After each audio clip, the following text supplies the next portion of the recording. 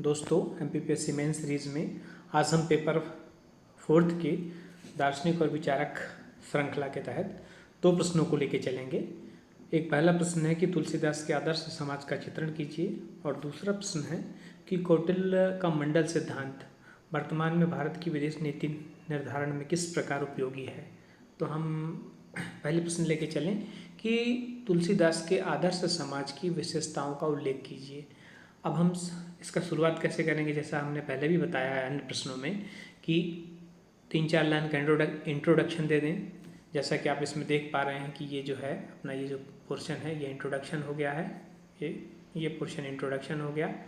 इसके बाद हमने आंसर की मेन बॉडी लिख दिया है ये, और इसके बाद अगले पेज में जो है वो हमने कंक्लूजन लिख दिया है। ठीक है, अब हम इसको लाइन से देखें हमने किस तरीके से लिखा है उसको देखें कि हमने सब इंट्रोडक्शन हमने किस रूप में दिया है कि तुलसीदास मध्यकालीन भारत के प्रमुख भक्तिवादी कवि थे और समाज सुधारक थे। क्योंकि हमें देखना है कि सिर्फ वे कवि नहीं थे बल्कि समाज सुधारक भी थे। ये कीवर्ड्स हमें पकड़ के चलना है कि भक्तिवादी कवि थे और समाज सुधारक थे।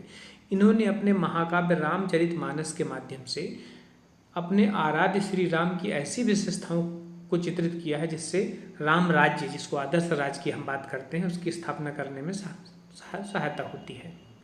अब हम जैसा कि जानते हैं कि तुलसीदास की और भी कई रचनाएं हैं, जानकी मंगल, पार्वती मंगल, दोहावली, कवितावली, है ना, रामलला नहछू, किंतु हम उन रचनाओं का यहाँ उल्लेख नहीं करेंगे। यहाँ हमने एक तरफ किया रामचरितमानस का उल्लेख, दूसरी हम यहाँ रचना उल्लेख करेंगे दोहावली।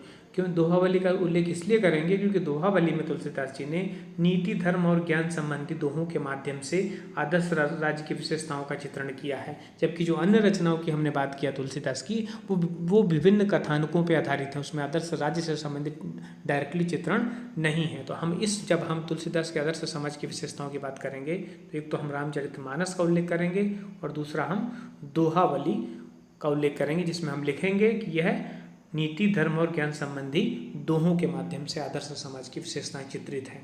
अब हम आंसर की मेन बॉडी की जो प्रमुख विशेषता है उनको लिख दें कि मानवीय मूल्यों और जीवन मूल्यों के समन्वय से ही आदर्श राज्य की स्थापना की जा सकती है, नंबर 1।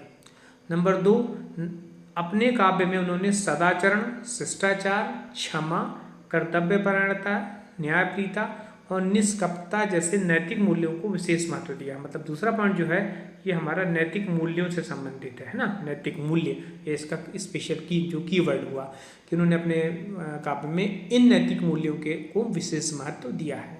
जब हम तीसरी बात करेंगे तो तीसरा हमारा पॉइंट है समन्वय से संबंधित, समन्वय, कि उन्होंने अपने समाज में जो समाज में व्याप्त विभिन्न प्रकार के भेदभाव हैं, ईर्ष्या है, कलह है, इसके विभिन्न पंथों संप्रदायों में समन्वय की बात किया। जो ईर्ष्या है, द्वेष है, कलह है, जब तक हम विभिन्न पंथ या संप्रदायों में समन्वय स्थापित नहीं करेंगे समाज में यह दूर नहीं होगा, और जब यह समाज से दूर होगा तो समाज में एकता स्थापित होगी। तो ये हुआ समन्वय और एकता की स्थापना। अब चौथा जो पॉइंट है वो स्त्री पुरुष समानता की बात है कि उन्होंने नैतिक शुचिता का दायित्व स्त्रियों के साथ साथ पुरुषों में भी आरोपित करने की बात कही है, और यह कहकर उन्होंने स्त्री पुरुष समानता पर बल दिया है। पांचवा पॉइंट जो रहेगा वो है कि उन्होंने विश्व बंधुत्व और समानता की बात की है, और अपने नायक जो रामचरितमानस के नायक हैं श्री राम, उनके न्यायोचित गुणों के माध्यम से एक आदर्श परिवार, एक आदर्श समाज और एक आदर्श राष्ट्र के प्रतिमानों की स्थापना को महत्व दिया है, जो आज भी प्रासंगिक है। तो ये हमारा हुआ इंट्रोडक्शन, यहाँ पर आप जैसा देख रहे हैं, और ये मेन बॉडी। अब हम इसको कंक्लूड करेंगे तो कंक्लूजन भी, और हम इस तरीके से जो कंक्लूड करें कि हमारा जो है कंक्लूड भी हो जाए और साथ में जो है वर्तमान से प्रासंगिकता भी जुड़ जाए। तो हालांकि इस प्रश्न में आप देख रहे हैं कि डायरेक्टली वर्तमान से प्रासंगिकता नहीं पूछा है, बट यदि प्रश्न में उन्होंने वर्तमान से प्रासंगिकता नहीं भी पूछ रहा है तो भी यदि हमें लग रहा है तो हम उसको अपने कंक्लूजन में शामिल कर सकते हैं। आप देखिए किस तरीके से लिखना है उसको, कि स्पष्ट है कि तुलसीदास के आदर्श राज्य के प्रतिमानों को यदि आज भी पालन किया जाए तो समाज में व्याप्त विषमताओं और अव्यवस्था को दूर कर आदर्श राज्य के रूप में परिवर्तित किया जाता है। इससे स्पष्ट हो रहा है कि यदि तुलसीदास जी के जो आदर्श राज्य की परिकल्पना है या उनकी विशेषताएं हैं या जो उनके नायक श्री राम के न्यायोचित गुण हैं, उनका पालन यदि आज भी किया जाए तब भी एक आदर्श राज्य स्थापित हो सकता है। इस तरीके से यह हमारा एक प्रश्न हुआ कंप्लीट। अगला प्रश्न हम देख रहे हैं कि कौटिल्य के मंडल सिद्धांत जो है वो भारत की विदेश नीति को सफल बनाने में या कहाँ तक सहायक है। इसको भी हमें 150 शब्दों में मतलब 6 नंबर में लिखना है। जो 1.5 पेज आएगा, जो परीक्षा में जो कापी मिलती है उसमें आप 1.5 पेज में लिखेंगे, यहाँ 1 पेज में आपको दिख रहा है। इसको भी मैंने जैसा कि बताया कि इसको मैंने जो डायरेक्टली लिख दिया है हमने कि एक में हमने पहले पैरे में बता दिया मंडल सिद्धांत और दूसरे में हमने बता दिया कि विदेश नीति निर्धारण में कैसे सहायक होगा। इसको आप चाहें तो 2 लाइन का इंट्रोडक्शन भी आप अलग से भी लिख सकते हैं, लेकिन जैसा मैं पहले भी बताया हूँ आपको कि ज़रूरी नहीं कि आप हर प्रश्न में सेम पैटर्न फॉलो करें। थोड़ा डाइवर्सिटी दिखनी चाहिए उत्तरों में। बिल्कुल एकदम से नीरस हो जाएगा कि यदि आप A to Z लास्ट से लेकर बिल्कुल सेम फॉलो करेंगे, तो ये डिपेंड करेगा जो है क्वेश्चन टू क्वेश्चन वेरी करता रहेगा, अपने हिसाब से आप उसको चेंज कर सकते हैं। अब हम कौटिल्य के मंडल सिद्धांत को यदि हम देखें तो कौटिल्य ने अपने मंडल सिद्धांत में मंडल को एक भौगोलिक क्षेत्र माना है।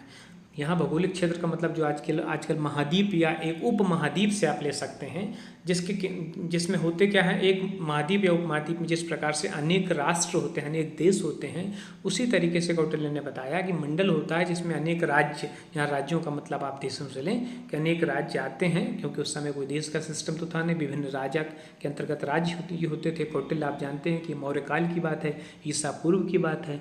तो कौटिल्य का मंडल सिद्धांत ईसा पूर्व का जो है वो आज हमारी विदेश नीति में किस तरीके से निर्धारित करने में सहायक, हमें इन दोनों को की तुलना करना है। तो मंडल सिद्धांत के अनुसार अनेक राज्य होते हैं, मंडल एक भौगोलिक क्षेत्र है, और अनेक राज्य जो आपस में किस प्रकार से विदेश नीति का निर्धारण करते हैं, इस संबंध में उन्होंने बताया था कि इसमें जो मेन राज्य, जो मुख्य राज्य है, जो अन्य राज्यों को जीतने का इच्छुक होता है, वो विजिगीषु राज्य कहलाता है, और वह अपने आसपास कुछ मित्र और शत्रु राष्ट्रों को रखता है। जो उसके शत्रु हैं वो शत्रु राज्य कहलाएंगे, और जो उसके शत्रु के जो है शत्रु राज्य हैं वो उसके मित्र राज्य कहलाएंगे। अर्थात प्रत्येक राज्य जो है अपने चारों तरफ शत्रु और मित्र राज्यों से घिरा होता है, और एक सफल राज्य वह होगा जिसके मित्र राज्यों की संख्या शत्रु राज्यों की अपेक्षा अधिक होगी। मतलब ये कहना कौटिल्य ने उस समय कहा था मौर्य काल में, ईशापुर में, कि वही राज्य सफल होगा, जो वही राज्य जो है विजिगीषु कहलाया गया, वही राज्य अन्य राज्यों को जीतने में सफल होगा जिसके आसपास के जो राज्य हैं उसमें मित्र राज्यों की संख्या अधिक होगी शत्रु राज्यों की अपेक्षा। आज भी देखें हम, यदि किसी व्यक्ति के व्यक्तित्व की बात करते हैं, हम देखिए हर व्यक्ति में प्लस माइनस होते हैं, है ना, कुछ गुण और अवगुण होते हैं, लेकिन यदि हमारे दोस्तों की संख्या दुश्मनों से अधिक है तो हम सफल माने जाएंगे, है ना। कभी भी ऐसी स्थिति ना हो कि हमारे दुश्मनों की संख्या दोस्तों से अधिक हो जाए, वहाँ हमें असफलता हाथ लगने लगती है। तो वही बात यहाँ आती है मंडल सिद्धांत में कि हमारे मित्र जो विजिगीषु राज्य उसके मित्र राज्यों की संख्या अधिक हो, शत्रु राज्यों की संख्या कम हो।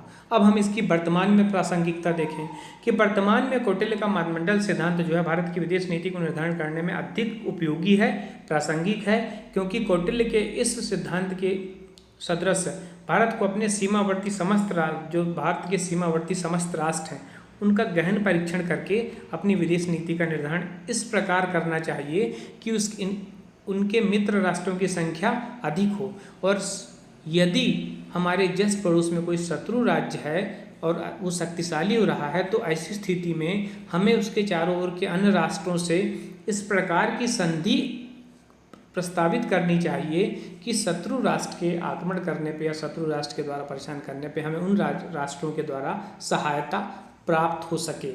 और यह जो सिद्धांत है विदेश नीति निर्धारण का, देखिए चूँकि मंडल सिद्धांत के सदृश ही है, अतः यह स्पष्ट होता है कि कौटिल्य का मंडल सिद्धांत आज भी भारतीय विदेश नीति के निर्धारण में केंद्र बिंदु की भूमिका निभाता है। ये दोनों प्रश्न जो है इस तरीके से हम लिख सकते हैं, अपने अपने हिसाब से आप इसमें कुछ चेंजेज भी ला सकते हैं। आगे अगले प्रश्नों को देखेंगे।